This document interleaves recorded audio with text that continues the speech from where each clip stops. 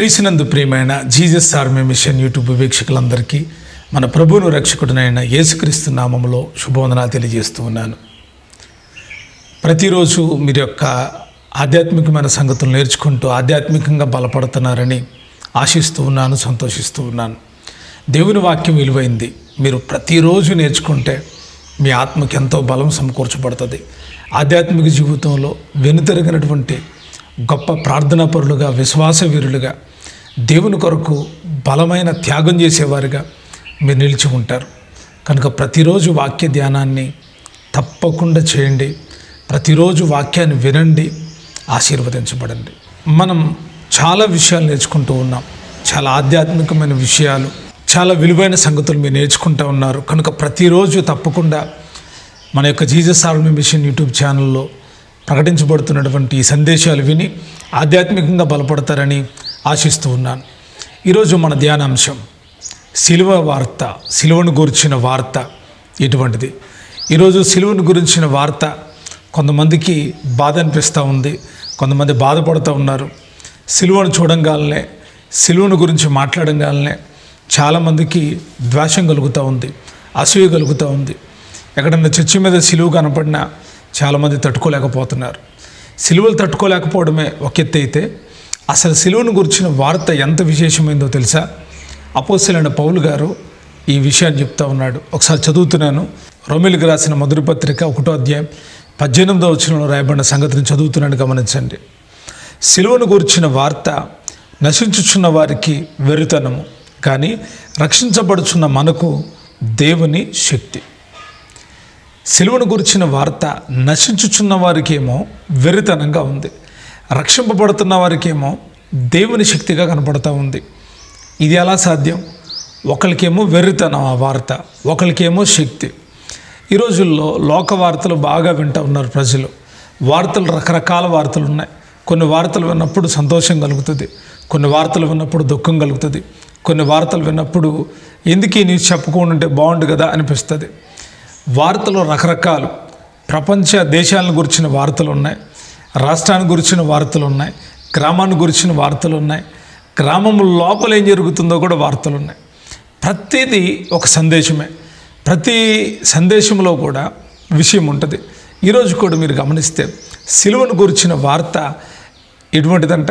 నశించుచున్న వారికి వెర్రితనం. ఎందుకు వారికి వెర్రితనం? ఎందుకు మరొకరికి, ఎవరైతే ఆ వార్తను నమ్ముతున్నారో, ఆ వార్తను విశ్వసిస్తున్నారో వాళ్ళకి రక్షణ? ఎప్పుడైనా ఆలోచించారా? కొన్ని వార్తలు ఎలాగుంటాయి అంటే, కొందరికి మాత్రమే ఇష్టం ఉంటాయి, కొన్ని వార్తలు కొందరికి ఇష్టం ఉండదు. కొన్ని వార్తల వలన కొంతమందికి మేలు కలుగుతుంది, కొన్ని వార్తల వలన కొంతమందికి దుఃఖం కలుగుతుంది. అయితే మనుషులందరినీ సంతోషపెట్టే వార్త, మనుషులందరినీ రక్షణలోకి తీసుకొని వచ్చే వార్త, మనుషులందరి జీవితాల్లో మార్పు కలిగించే వార్త, ఏదైనా శుభవార్త ఉంది అంటే అది సిలువను గురించిన వార్త మాత్రమే. సిలువను గురించిన వార్త చాలా శక్తి కలిగింది. సిలువ వార్త ప్రకటించబడినప్పుడు, సిలువ వార్తను గురించి మీరు తెలుసుకున్నప్పుడు మీరు తప్పకుండా రక్షింపబడతారు. ఆ సిలువను గురించిన వార్త మీకు శక్తి కలిగిస్తుంది. మిమ్మల్ని బలహీనపరిచే వార్త కాదు, మిమ్మల్ని అవమానపరిచే వార్త కాదు, ఇది మిమ్మల్ని కృంగుదీసేటువంటి వార్త కాదు. ఈ వార్త ఎటువంటి వార్త అంటే మీ ఆత్మను బలపరిచేటువంటి, మీకు రక్షణ అనుగ్రహించేటువంటి వార్త ఉంది. చాలాసార్లు చాలామంది సిలువను గురించిన వార్త వినబడుతున్నప్పుడు వారు అంగీకరించట్లేదు, ఒప్పుకోవట్లేదు. ఏంటండి ఈ సిలువ వార్తలో ఉన్న విశేషత అంటే, భూమి మీద చాలామంది సిలువలు వేయబడ్డారు, వాళ్ళు చనిపోయారు.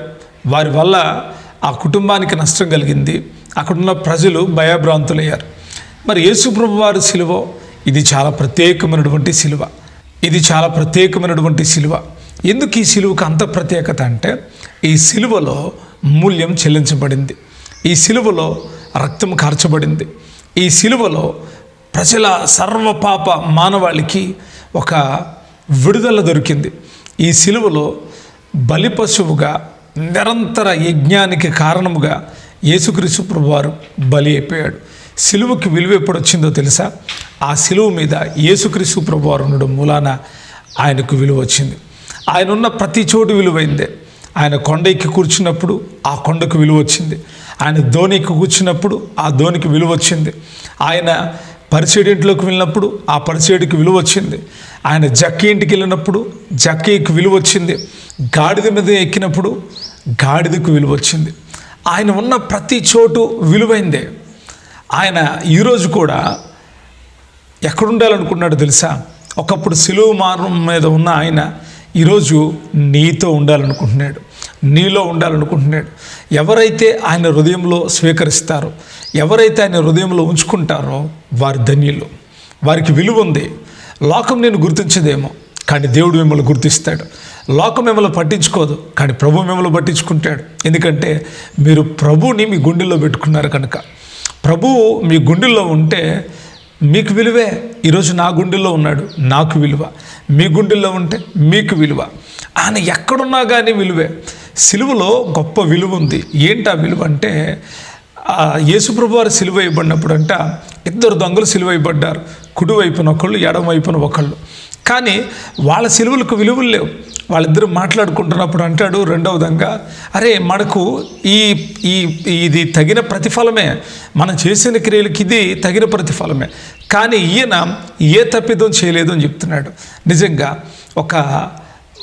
ఏ తప్పిదం చేయకుండా సిలువ వేయబడిన వ్యక్తి ఎవరంటే యేసుక్రీస్తు ప్రభువారు. అంటే అంతకు మునుపు చాలామంది అన్యాయంగా కూడా సిలువ వేయబడి ఉంటారు. ఒక్క కోణంలోనే మనం ఆలోచించకూడదు, ఎందుకంటే అన్ని చోట్ల న్యాయం జరగదు, అన్యాయం ఎక్కువ. ఈ రోజుల్లో కూడా అన్యాయం చేసే వాళ్ళకే పట్టాభిషేకాలు, అన్యాయం చేసే వాళ్ళకి రాజ్యాలు, అన్యాయం చేసిన వాళ్ళకే సింహాసనాలు దొరుకుతున్నాయి. మరి ఆ రోజుల్లో జరగలేదంటే మనము ఊహించుకున్నా కానీ అది తప్పు అవుతుంది. జరిగి ఉంటాయి, మంచి వాళ్ళు కూడా చంపబడి ఉంటారు. అయితే ఈ యేసు ప్రభు వారు చంపబడడంలో విశేషత ఉంది. ఎందుకంటే ఈయన మనుషులందరి కొరకు ఒకేసారి అర్పణముగా అర్పించబడ్డాడు. అంతకు మునుపు ప్రజలు తమ పాపాల విషయంలో శుద్ధీకరణ కోసం, తన పాపాల క్షమాపణ కోసం వారు గొర్రె పిల్లలను, మేక పిల్లలను, పావుర పిల్లలను, గోవు పిల్లలను తీసుకొని వెళ్ళి దహన బలి అర్పించేవాళ్ళు. ఆ రీతికి వాళ్ళు అర్పించినప్పుడు వారి పాపాలకు క్షమాపణ దొరికేది. కానీ ఇప్పుడేమో యేసుక్రీస్తు ప్రభువారి రక్తము ద్వారా మనకు క్షమాపణ కలిగి ఉన్నది. మనం క్షమించబడిపోయి ఉన్నాం. ఎందుకు అంటే ఓ పరిశుద్ధుడైన ప్రభువారు, ఓ పరిశుద్ధుడైన దేవుని కుమారుడు మన కొరకు కలువరి సిలువలో యాగమైపోయాడు. అప్పుడు ఆ సిలువకి విలువ వచ్చింది. ఆ సిలువను చూసిన వాళ్లకు రక్షణ కలిగింది. ఆ సిలువ వైపు చూసిన వాళ్ళు కొంతమంది అవహేళనగా మాట్లాడిన వాళ్ళు ఉన్నారు, నిందించిన వాళ్ళు ఉన్నారు, ఉమ్మి వేసిన వాళ్ళు ఉన్నారు, ఉమ్ములాడినటువంటి వాళ్ళు కూడా ఉన్నారు. కానీ ఆ సిలువను చూసి రక్షింపబడిన వారు అనేకులై ఉన్నారు. ఆ సిలువను గురించిన వార్త అపోస్తలులు ప్రకటించారు. వారు ఆయన సిలువను గురించిన వార్తను ప్రకటించారు, ఆయన పునరుద్ధానమును ప్రకటించారు. ఆయన ఎలాగొచ్చాడో అంత విశేషంగా వారు చెప్పలేదు. కానీ ఆయన పరిచర్య, ఆయన సిలువ యజ్ఞం, ఆయన పునరుద్ధానం చాలా బలమైంది. ఈరోజు కూడా సిలువను గురించిన వార్త నశించున్న వాళ్ళకి అర్థం కావట్లా, ఎందుకంటే వారి మనోనేత్రాలు వెలిగించబడలా. కానీ రక్షించబడుతున్న మనకు, రక్షింపబడిన మనకు దేవుని శక్తి అయి ఉంది. ఆ సిలువ వార్త నీ గుండెల్లో, నా గుండెల్లో అది ఒక అగ్ని కణం వలె మండుతూ ఉంది. ఎందుకో తెలుసా? ఎవరు చేయని త్యాగం యేసయ్య చేశాడు. ఎవరు చేయలేనటువంటి యజ్ఞం యేసయ్య చేశారు.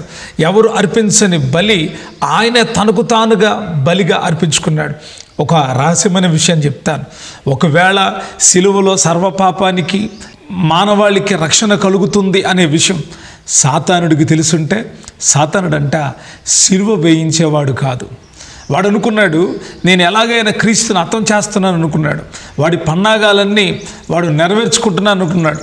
కానీ ఆ సిలువ యజ్ఞంలో లోక రక్షణ ఉందనే సంగతి వాడు గుర్తెరగలేకపోయాడు. వాడు గుర్తెరుగుంటే ఆ సిలువ మరణానికి కాకుండా వేరే రీతిగా ఆయన చంపించడానికి ప్లాన్ చేసి ఉండేవాడు. కానీ ఒక్కొక్కసారి అంటాం కదా, ఎవడు తీసుకున్న గోతులు వాడే పడతాడని. సాతానుడు యేసు ప్రభువారిని చంపించాలనుకున్నాడు. వాడు చంపించాలనుకున్నది మంచిదే, కానీ ఆయన ఎలా చంపబడాలో తండ్రి నిర్ణయం ఉంది. ఆ నిర్ణయం, ఆ ప్రణాళిక కుమారుడికి తండ్రికి మధ్య తప్ప ఎవ్వరికీ తెలియదు. కనీసం దేవదూతలు కూడా తెలియదంట. ఈ అద్భుతమైనటువంటి సంగతి సాతానుడికి తెలుసుంటే వాడు పాడు చేసేవాడు. చాలాసార్లు మనకు దేవుడిచ్చిన దర్శనాలు చాలా విలువైనవి. వాటిని మనం బయటికి చెప్పినప్పుడు కొన్నిసార్లు అవి పాడైపోతాయి. ఎందుకంటే సాతానుడు ఆ దర్శనాన్ని పాడు చేస్తాడు. సాతానుడు మనకున్న ఆ దర్శనాన్ని నాశనం చేస్తాడు. అలాగే యేసుక్రీస్తు ప్రభువారిని కూడా చంపాలి అనుకున్నాడు. వాడు చంపడానికి సిద్ధమైపోయాడు. కానీ ఆ చావులోనే మనందరకు రక్షణ దొరికింది. మనమందరం రక్షణ పొందాం, మనమందరం రక్షించబడ్డాం. కనుక ఈ సిలువ వార్త ఆగిపోవలసింది కాదు. ప్రతిరోజు మీరు సువార్తలో సిలువ వార్తను ప్రకటించాలి. సిలువను గురించిన వార్త నశించుచున్న వాడికి వెరుతానమే, కానీ ఓ రక్షణ పొందుకున్న వ్యక్తికి, రక్షించబడే వ్యక్తికి అది దేవుని యొక్క శక్తి అయి ఉంది. కనుక ఈ శక్తి గల వార్తను ప్రతి ఒక్కరికి ప్రకటించండి. ఈ సందేశం ద్వారా నేను మీకు తెలియజేసే విషయం, సిలువ వార్త ఆ రోజే కాదు, అపోస్తలుల కాలంలో అది గొప్ప శక్తిగా ఉంది. నేటి కాలంలో కూడా గొప్ప శక్తి. కనుక క్రీస్తును ప్రకటించి క్రీస్తు రాజ్యం కొరకు సిద్ధపడండి.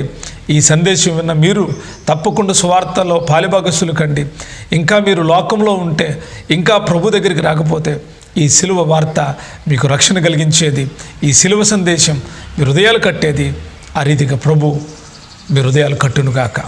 రక్షించబడిన మీకు ఈ వార్త శక్తి, ఈ వార్తను మీరు ప్రకటిస్తూ ఉంటే మరింత బలం పొందుకుంటారు. ఆ రీతిగా మీరు బలం పొందుకొని ప్రభు రాజ్యానికి సిద్ధపడాలని కోరుకుంటూ ఉన్నాను. దేవుడు మిమ్మల్ని ఆశీర్వదించి దీవించునుగాక. ఆమెన్.